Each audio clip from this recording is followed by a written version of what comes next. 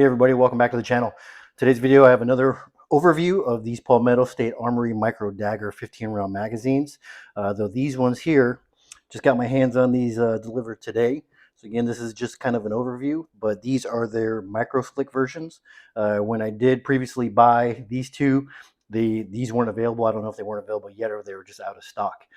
Just real quickly though, good news. It seems like Palmetto State Armory has finally caught up on demand on these. Because while I did order these a few days ago, both versions seem to be still in stock now. So what makes these different from the other magazines is this new micro slick. That's their trademark finish on there. They claim it's designed to increase durability, functionality, lubricity, and reliability. So same material. Both of these are made out of stainless steel with the plastic overmold on the front of them. Whereas these have a black finish, these again have this shiny stainless micro slick finish. So to be perfectly honest with you, man, I kind of thought that these were just kind of like snake oil. Like I didn't, these don't really have a problem. I can't say in the past that I've had experience. I know Shield Arms, they do make a different finish for their magazines as well. I never ended up trying one of them. I want to say they're a little bit more money. I can't remember exactly. I do know that the Micro Dagger magazines, it's about a $3 difference in price. Where these are $29.99, these are $32.99. I would decide to go ahead and try them out just for the heck of it. $9 more for the three of these versus if I bought three more of these. So I figured, what the heck. Right after UPS dropped them off today, I did want to go ahead and throw them into the my G48. So I want to see if there's going to be any type of difference with them whatsoever. And I can say that, obviously when you hold the gun straight up and down, all magazines should pretty much fall right out, as the standard standard Micro Dagger magazines do.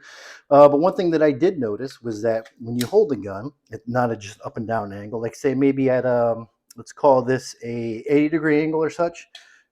You can see when you hit the ejection, it's about all that comes out. And with these micro slick, they definitely tend or feel, and actually do, just kind of rocket out of the gun. So all three of them do that. And then both of my standard micro magazines do that as well. Well, they kind of stick and hang up. See, fuller magazine obviously is going to have more weight on it, but it's just does not come out as smoothly and as cleanly. And I did go ahead and take my dial calipers and take some measurements in between them to see, because this definitely feels like you can feel resistance even when you hold it straight up and down. You can feel and hear the drag. But with these micro slicks, it's like they just fall out, almost like they were dimensionally smaller.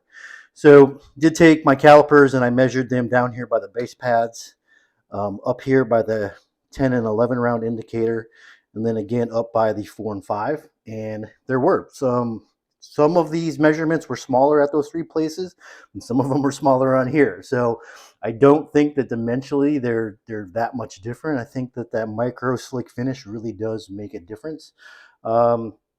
Not sure, obviously since I just got these today, I haven't been able to try them out at the range. I'm sure the followers are still exactly the same.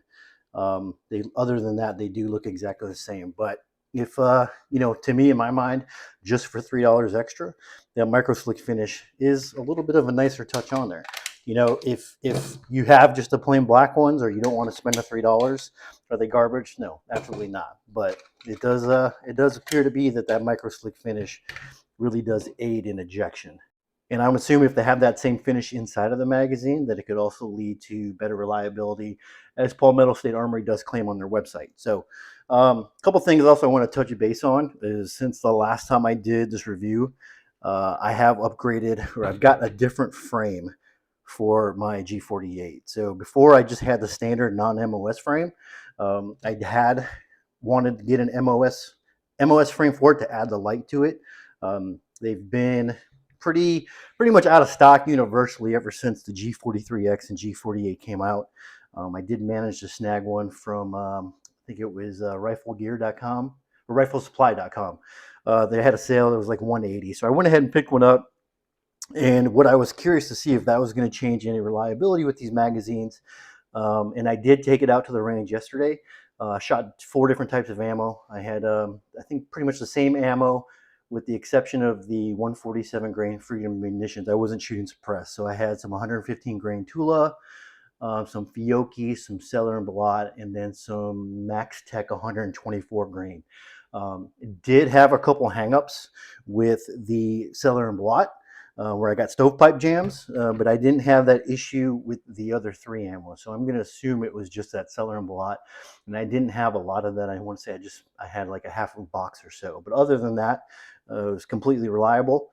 And why I bring that up, and not only just for a change in the frame and how these were going to work, but next time I'm also going to try the shield mags, because I think it seems to be that the consensus is that with, some people love Shield S15 magazines, and some people say they don't work in their guns at all.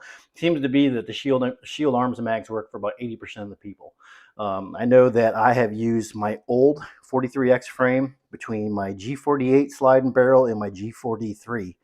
Shooting both of those, had absolutely zero problems with my Shield arms mag. So I tended to had a hypothesis that it maybe had something to do with the lower. So gonna try that out next time I go to the range. I'll change out the mag catch to the steel one, and then I'll try out my Shield arms mags. But at least for the good news is, with the S15 mags, it didn't have any problems whatsoever, with the exception of those couple stovepipes, which I'm pretty sure is just ammo related. One other thing I want to touch base on real quick is mag holster compatibility. So at least I can speak to the one that I use for my G48, which is the Comtac. I really love this mag holster. One-piece design. It fits very snug, very smooth to the body. Like most holsters, you do have the ability to make an adjustment on tension when it comes to by way of this little screw and then the rubber bushing. So while I have used this, I do carry, or I used to carry, a Shield Arms S15 as my primary. In my gun, I would always carry an OEM 10-rounder as my one backup. So I did notice, with this and the way I had it adjusted with just enough tension where I felt where it's not too snug, where I wanted to pull off my belt. While I had that adjusted in the S15 magazines, you couldn't even begin to get these to fit in here. I mean, once you get it to this point right here, super snug. So again, I always had the intention of carrying an OEM for my backup, just, with that in the back of your mind in case an aftermarket one fails or whatever it may be. So no big deal there, but I did notice I wanted to try out with the micro Dagger magazines if they would fit in here. And so while they are not as tight, they are not as smooth, at least when adjusted, having the tension adjusted to use the OEM magazines.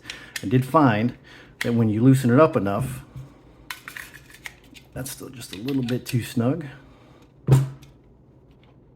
It seems like when you loosen it up too much, it puts negative pressure on it. Let's see a little bit more. A little bit. It is still a little bit snug.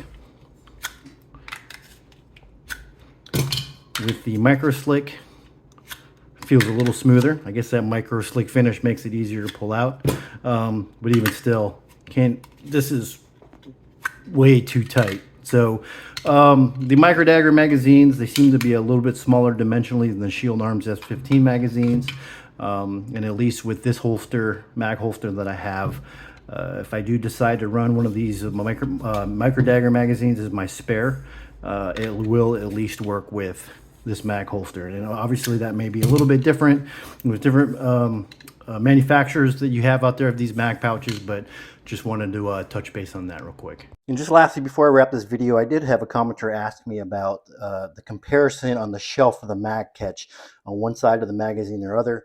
I don't remember what side he was saying that was bigger on his, but it made me curious. So I finally got a chance to come take a look at these things, and I can say that on these ones here, it does seem to have a larger shelf, just a little bit more. I don't know if you're going to be able to catch it on the camera or not. A little bit more shelf on this side than you have on this side, which would be if you had your safety set up for a lefty, there's more shelf here. So does that make a difference? It seems to be the same way with these micro slick finish ones as well, and I don't think the camera is really picking it up so well, but it is just very, very slightly.